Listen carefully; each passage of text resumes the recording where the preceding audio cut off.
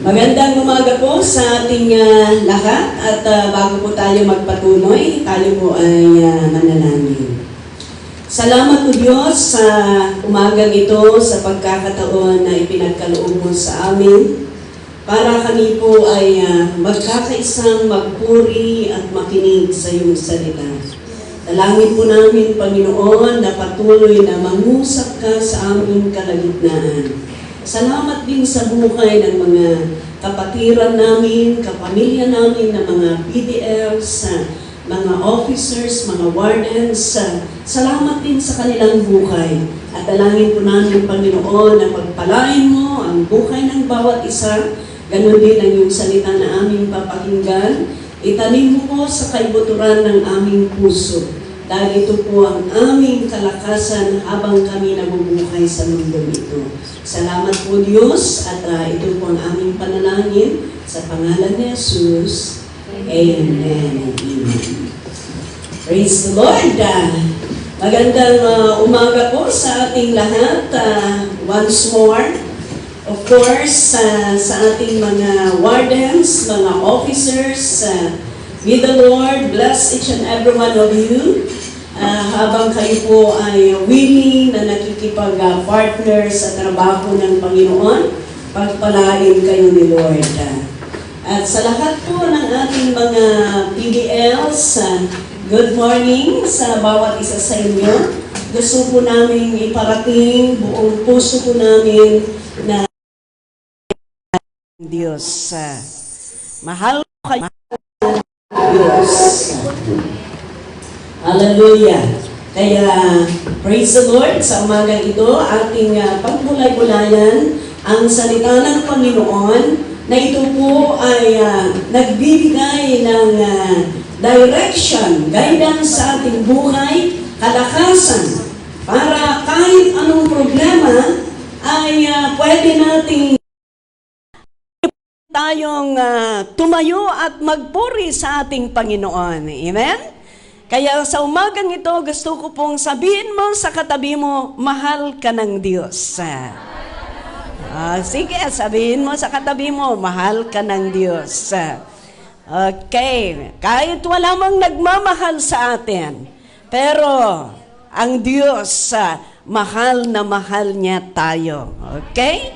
Kaya sa umagang ito, may bagay na gusto kong talakayin natin na napaka-importante na malaman natin.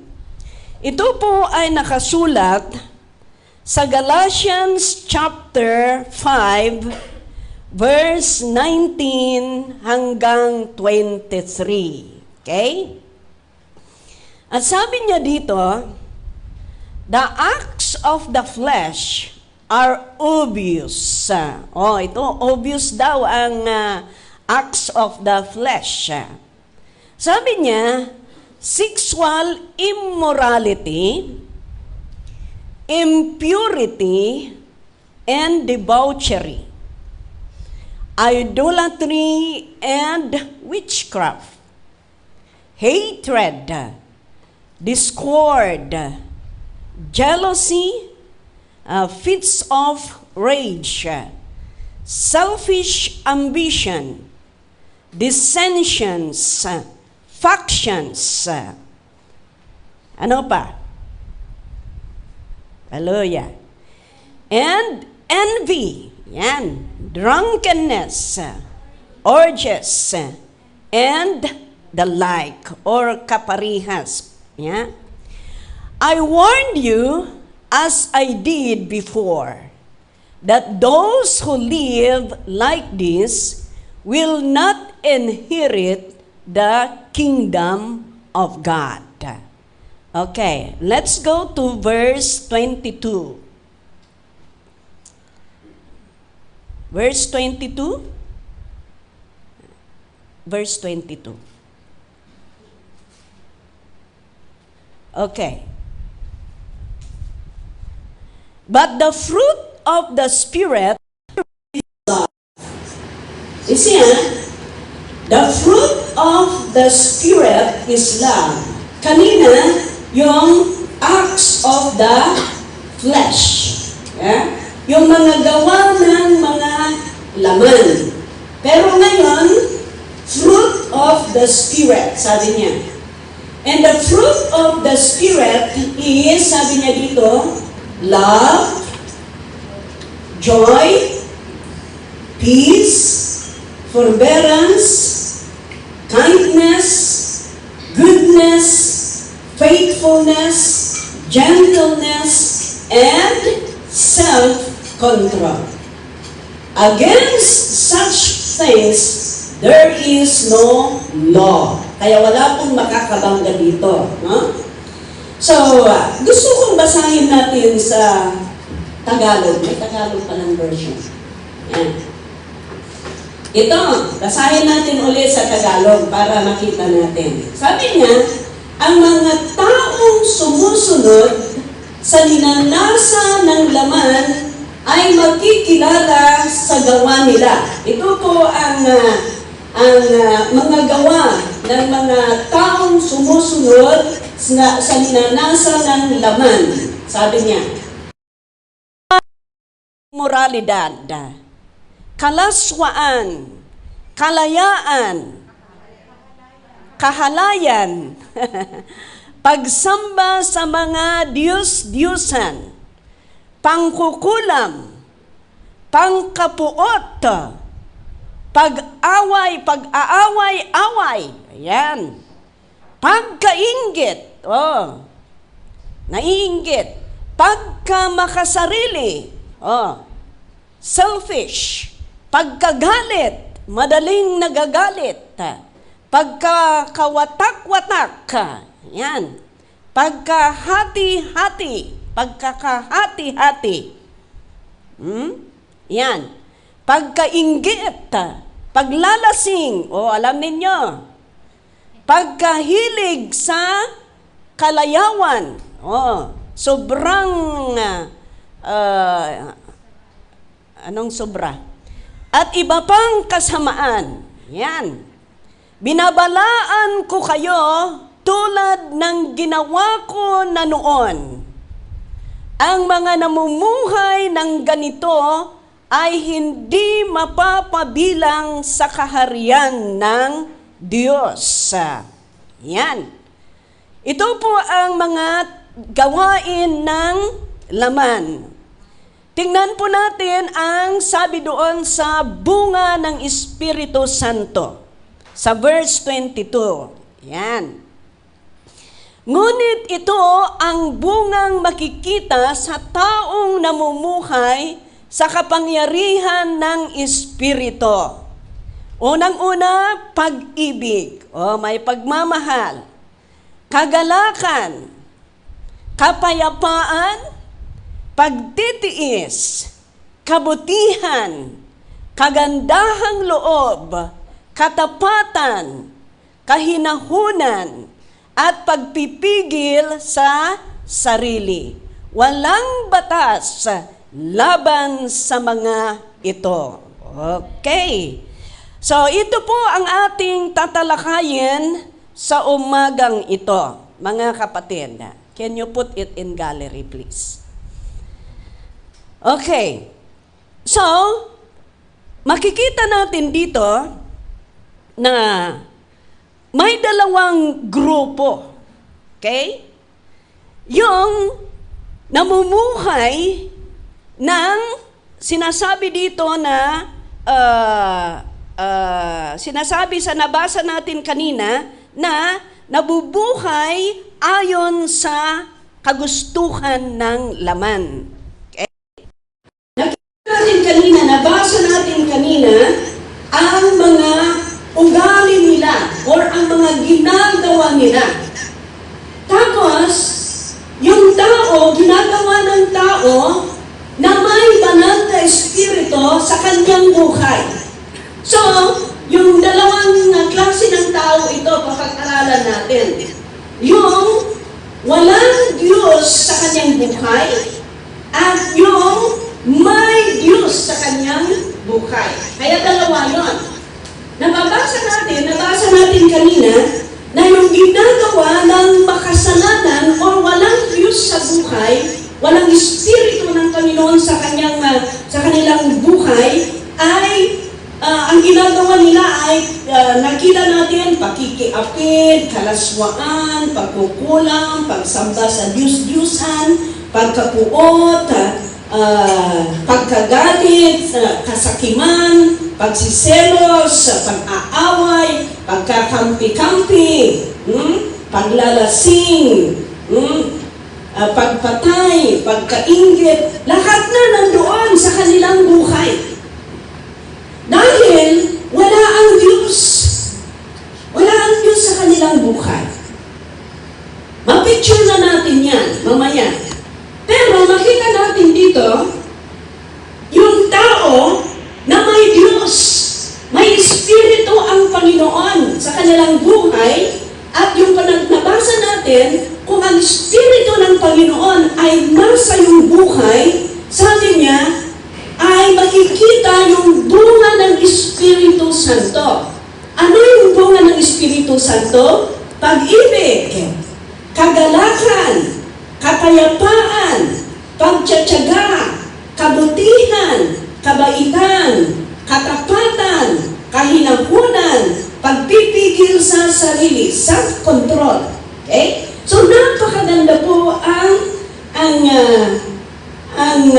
may Espiritu ng Panginoon sa kanilang buhay. Dahil ito po ang nakikita sa kanila. Okay. Ang katanungan ko ngayon is ganito. Kasi nga sabi ko, dalawang klase ng tao ito. Kung ang bunga ng Espiritu Santo ay pag-ibig, di ba? Napakaganda yun? Kagalakan, kapayapaan, pagtsatsaga, kabutihan, kabaitan, katapatan, kahinangkunan, pagpipigil sa sarili or self-control. Di ba napakaganda yun? Siyam ito. Bunga ng Espiritu Santo. Kung nasa tao yan, napakaganda po ang bunga o nakikita mo sa isang tao kung mayroon itong bunga ng Espiritu Santo sa kanyang buhay. Ang katanungan ko ngayon is ganito. Paano natin makakamtan itong bunga ng Espiritu Santo? Paano natin makakamtan? Kasi dalawang tao ang nakikita natin dito. Yung walang Diyos sa kanyang buhay at yung may Diyos sa kanyang buhay. Makikita natin yung walang Diyos sa kanyang buhay, ang daming mga kasalanan na kanyang ginagawa. Pero yung may Diyos o may Espiritu ng Panginoon sa kanyang buhay, napakaganda po, nakikita yung bunga ng Espiritu Santo. Ano yung bunga ng Espiritu Santo na sabi natin? Yan. Unang-una is love. Yeah. Pangalawa is joy, kagalakan. Pangatlo is kapayapaan. Pang-apat is pagtatsaga. Pang-lima is kabaitan. Pang-anim is kabutihan. Pang-pito is katapatan. Pang-walo is kahinabunan. At ang pang-siyam ay pagpipigil or self-control. Ito po ay nasa Kanya kung nandoon ang Espiritu Santo. Kaya dito natin, tingnan ninyo mga kapatid. Kung sinabi kong anak ka ng Diyos, ang ebidensya ay makikita mo yung bunga ng Espiritu Santo sa buhay mo. Yeah? Ang bunga ng Espiritu Santo ay ito, sinasabi natin. Love, joy, peace. Yeah? Pero kung wala ito, dahil wala yung Espiritu Santo sa buhay mo, syempre wala ito. Kaya ang katanungan ko ngayon, paano natin makakamtan or paano natin mapapasa atin itong bunga ng Espiritu Santo? Yan. Paano natin makakamtan itong bunga ng Espiritu Santo? Unang-una, ang nakakaalam. Unang-una is, you must accept Jesus Christ as your Lord and Savior. Kailangan tanggapin mo ang Panginoon sa buhay mo bilang Diyos at tagapagligtas. Okay? Ang katanungan ko, tinanggap ba ninyo ang Panginoon sa buhay ninyo? Taas na ninyo kung ang kamay ninyo kung sigurado kayo. Yung iba, hindi sila sigurado, di ba? Ang iba sa inyo, hindi sigurado. Ganito yan, para sigurado tayo. Mula noong sinabi mong Kristiyano ka, ikaw ang nakakasagot dito Mula noong sinabi mong Kristiyano ka, may panahon ba sa buhay mo na sinabi mo sa Panginoon, Panginoon, tatanggapin kita bilang Diyos at aking tagapagligtas. Patawarin mo ang aking kasalanan at isulat mo ang aking pangalan sa aklat ng buhay. Ikaw din ang nakakasagot. Ikaw din ang nakakasagot. Pangalawang tanong ko is, sigurado ba na nakasulat ang pangalan mo sa aklat ng buhay? Ikaw din ang nakakasagot diyan. Yan. Kasi, kung hindi natin tinanggap ang Panginoon sa buhay natin, wala tayong karapatan bilang isang anak niya. Kaya, sa umagang ito, kung hindi ka man sigurado, I can help you. Pwede kitang matulungan dahil ito po ang unang step para makamtan natin ang bunga ng Espiritu Santo. Kaya kung hindi ka sigurado na ang Panginoon ay siya ang Savior mo at hindi ka sigurado na kasulat ang pangalan mo sa aklat ng buhay, kahit sa maikling sandali, matutulungan ko kayo. Ang gagawin natin, ipikit natin ang ating mata at sundan din niyo ako ng maikling panalangin. Sige. Let us just ipikit lang natin ang ating mga mata at sasabihin natin sa Panginoon, Panginoon, mahal kita. At sa oras na ito, idinudulog ko sa iyo ang aking buhay. Panginoon, tatanggapin kita bilang Diyos at tagapagligtas ng aking buhay. Patawarin mo ako at isulat mo ang aking pangalan sa aklat ng buhay. At mula ngayon, may karapatan ako na tatawagan kitang Ama. Salamat o Diyos, ito pa ang aking panalangin sa pangalan ni Jesus. Amen. Amen. Okay. Kung ginawa ninyo ito, na buong puso ninyo, napakinggan po ang Panginoon ang iyong panalangin. At alam ninyo, mga kaibigan, okay?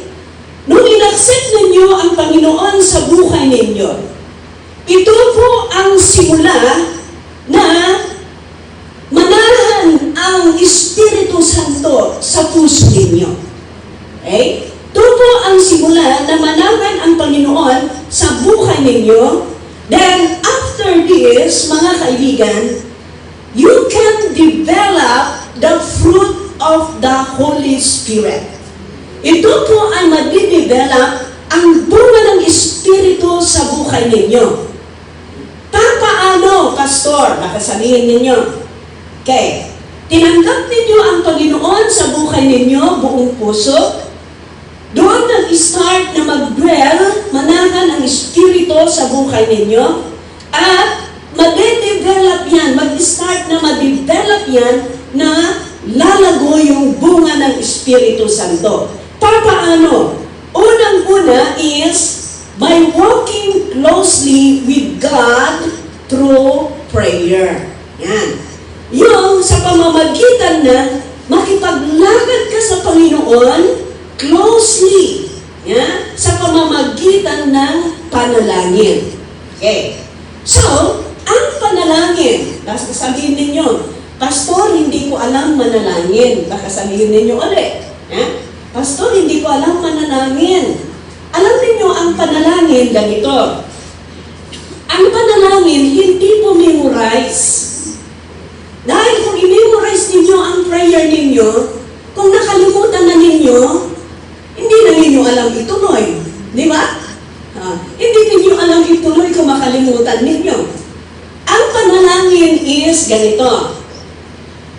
Ang panalangin is communication with God. Ibig sabihin, pakikipag-usap mo sa Panginoon. Example is ganito.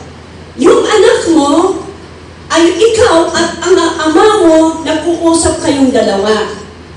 For example, may problema ka, sabi mo sa ama mo, sa tatay mo, Tatay, may problema ako. Wala po akong pera. Wala akong pambili ng aking pangangailangan. Tatay, pwede bang bigyan mo ako? Parang ganun ba? Parang ganun ang prayer, communication. At habang nakikiusap ka sa ama mo na nasa langit, pinapakinggan ka ng iyong Panginoon at mas lalong umiigti, mas lalong lumalapit ang iyong relasyon sa Panginoon. Ganun po ang panalangin. Hindi kailangan i-memorize. Kung ano ang nilalaman ng puso mo, yan ang sabihin mo sa Panginoon. Kaya hindi ka maligaw sa iyong pananalangin because nakikiusap ka. Yan po ang isang paraan na lumalago yung bunga ng Espiritu Santo na nandyan nasa puso natin. Amen? Amen? Okay. Pangalawang paraan is Bible study. Wow! Praise the Lord dahil nakikipag-Bible study kayo ngayon. Salamat sa Panginoon. Alam niyo mga kapatid, ganito. Ang Bible, ito po ang mapa kung paano ka makarating sa langit. Okay? Ito po ang mapa para makarating ka sa kaharian ng Panginoon. Alam mo, kung may mapa ka, alam mong sundan. Di ba? Alam mong sundan hanggat ikaw ay makarating. Okay, example lang. Taga-Bagyo po ako. Taga-Kias. Taga-Kias ako. Kung sasabihin ko, punta po kayo sa aking bahay. Okay? Sa Bagyo po ang aking, taga-Bagyo po ako. Punta po kayo sa Bagyo. Siyempre, galing kayo siguro sa Manila. Okay? Sumakay kayo ng Victory. Yan, Victory. Ang sasakyan ninyo.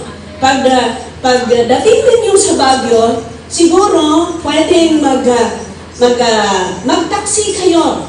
Yan. Or mag-jeep kayo. Yung jeep na papuntang PMA at Kias. Nakatatak yan sa jeep po. Yan. PMA at saka Kias. Tapos, pagdating ninyo sa Kias, yung pangalawang stop doon kayo bababa. Doon kayo bababa. Okay. Pagbaba ninyo, ay papasok kayo doon sa kalsada right side. Right side. Okay. 50 meters away from the highway. Makikita ninyo yung type A doon. A house. E-house. Doon ang bahay ko. Di ba kung ganun ang sasabihin ko? Alam na ninyo. Alam na this.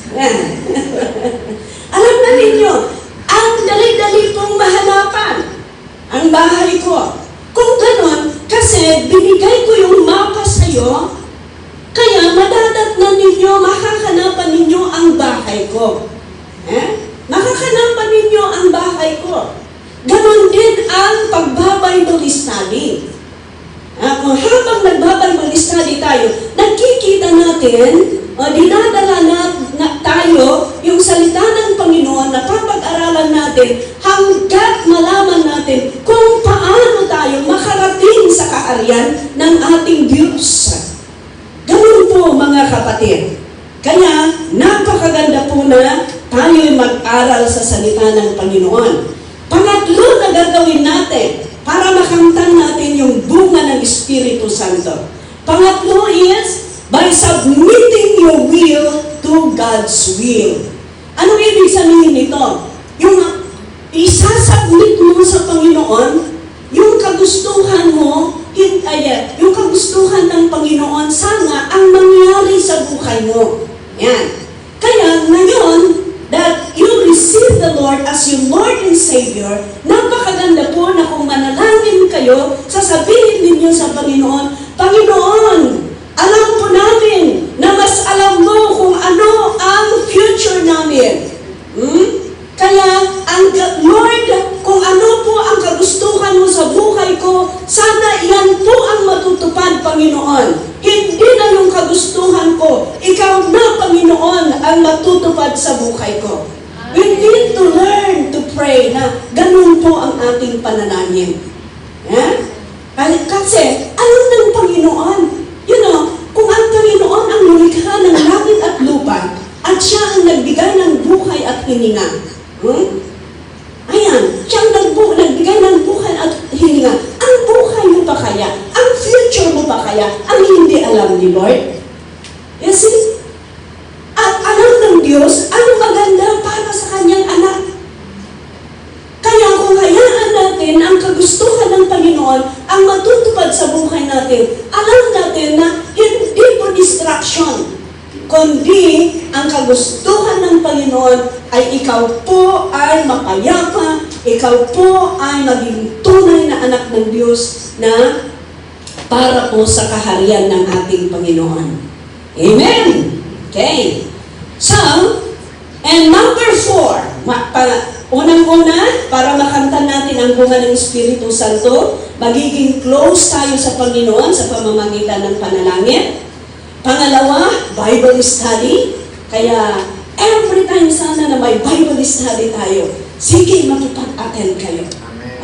Alam ko po na, siguro ito na ang pinaka-Sunday ninyo. Sunday din namin, service din namin mamaya. Kaya after ng service natin dito, itutuloy namin na mag-service dito. Kasi gusto muna namin na makipag-fellowship sa inyo bilang kapamilya sa Panginoon. Amen? Okay. Pangatlo na gagawin is isubmit natin ang will natin o kagustuhan natin sa Panginoon. At ang pang-apat, ito mga kaibigan, by intentionally choosing to live according to His Word. Ibig sabihin na talagang nandoon yung intensyon natin na talagang mamuhay ayon sa kalooban ng ating Panginoon. Alam niyo, alam ng Diyos ang ating iniisip. Alam ng Diyos ang ating kalooban. Kaya kung nakikita ng Panginoon na talagang nandoon yung puso mo na ang kanyang pakay ay sumunod sa Panginoon, pagpalain ng Panginoon ang iyong buhay. Pagpalain ng Panginoon ang iyong buhay. Kaya, kung gagawin natin ito, yung bunga ng Espiritu na nandoon na sa puso natin ay lalago yan. Tandaan natin, mga kapatid, na ang bunga hindi malaki kaagad yan. Isn't it? Hindi malaki kaagad yan. Ang bunga kailangang ma-develop, may proseso yan para lalago. Ang mga proseso ito, magiging close tayo sa Panginoon. Sa mga Bible study natin, mag-submit natin ang will natin sa Panginoon. At doon, pipiliin natin na lumakad at mamuhay ayon sa kalooban ng ating Panginoon. At kung gagawin natin ito, ang magmamanifest itong bunga ng Espiritu Santo. Ano yung bunga ng Espiritu Santo? Yan. Ang bunga ng Espiritu Santo, love, joy, peace, patience, katapatan, kahinahunan, at pagpipigil sa sarili. Ito, makikita ito, magmamanifest ito sa buhay natin. Dahil lalago yan. Hindi mo namamalayan, wow, bakit nababago ka? Kahit wala kang pera, kahit nandyan ka sa bilangguan, bakit nandoon sa kaloob-looban mo ang kagalakan? Why? Because the joy of the Lord is your strength. Amen? The joy. Kahit ayaw na ayaw mo yung katabi mo noon, bakit natutunan mong mahalin? Why? Because nandoon yung bunga ng Espiritu Santo. Amen?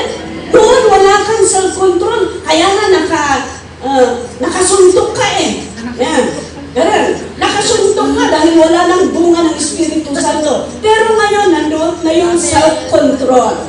Noon, nanglalasing ka dahil walang bunga ng Espiritu Santo. Pero ngayon, mapait na ang alak. Yan. Ang dami ng pagbabago because of the fruit of the Holy Spirit. Habang nagpapatuloy, makikita yan. At ang alam ninyo, last ito mga kapatid.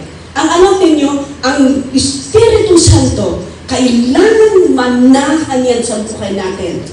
Alam niyo kung bakit? Ito po ang silyo. Alam niyo yung silyo?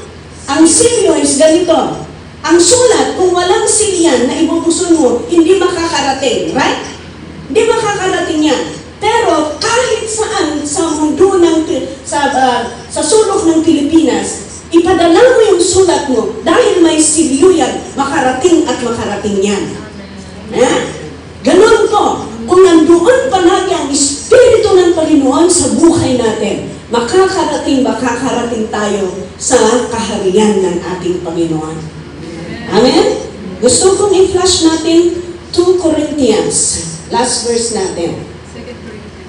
2 Corinthians, ito. Chapter, ang Diyos ay nagpapatibay sa atin at sa ating pakikipag-isa kay Kristo. Pinili niya tayo at tinatakan niya tayo bilang tanda na tayo'y Kanya. Tingnan niyo ito tinatakan niya tayo bilang tanda na tayo'y Kanya. Inilagay niya ang Kanyang Espiritu sa ating mga puso na nagsisilbing katibayan na matatanggap natin ang Kanyang mga ipinangako. You see? Kaya, ang Espiritu ng Panginoon, inilagay niya sa puso natin, ito po ang tatak natin para pagdating ng ating Panginoon ay makakapasok tayo sa kaharian ng Diyos. Amen! Kaya, paano? Kaya aalagaan natin para manatili ang bunga ng Espiritu. Yan, maging close tayo sa Panginoon, mag-Bible study tayo, isubmit natin ang sarili natin sa kagustuhan ng Panginoon at pipiliin natin na maglingkod sa ating Panginoon. Amen? Para yung Espiritu sa atin ay hindi mawawala yan. Alam niyo kung gagawin ninyo ang hindi kaaya-aya sa Panginoon, lalabas yung bunga ng iyong Espiritu. Okay? Kaya wala yung hindi lalago yung bunga ng Espiritu Santo dahil mawawala yan. Aalis yan. Pero kung kayo'y malapit sa Panginoon, mananatili yan. At yung sabi yung nabasa natin, ito ang tatak natin. Nagbibigay ng tibay. Nagbibigay ng ebidensya na tayo'y anak ng Diyos. Amen? Kaya kung di nyo kakalimutan, Galatians chapter 5 verse 22 to 23, ito po ang bunga ng Espiritu Santo na dapat manahan, makikita sa buhay natin. Kaya habang tayo nagpapatuloy, lumalago at nakikita sa buhay natin. Amen? Okay. Tayo po ay manalangin. Itaas ninyo ang iyong kamay sa Panginoon. Hallelujah. Taas natin. At tayo manalangin sa Panginoon. Panginoon, salamat po. Nakikita mo yung mga kamay ng iyong mga anak. Dalangin ko po, Panginoon, tinanggap kanila bilang Diyos at tagapagligtas sa kanilang buhay. Lord, patuloy na manahan ka, patatagin mo ang bawat isa sa kanila at lalong-lalo na ang kanilang pananampalataya para magiging malapit sila sa iyo, Panginoon, at nandoon yung kadalakan nila na mag-aral sa iyong salita at pipiliin nila, Panginoon, na maglingkod ay lumakad sa iyo, sa kalooban mo, Panginoon, sa kanilang buhay. Salamat po, Diyos, sa mga kapatiran na ito. Pagpalain mo, kumilos ka sa kanilang mga buhay, sa kanilang mga kaso, Panginoon. Lord, ikaw po ang kikilos para hindi po magtatagal, Panginoon, ay lalabas sila at ipalandakan nila ang iyong kabutihan sa kanilang buhay sa mundong ito. Salamat po, Diyos. I pray for your blessing upon them, including all the officers and the wardens. Thank you, Lord. We bless you in Jesus' name. Amen. Amen. God bless you. God bless everyone.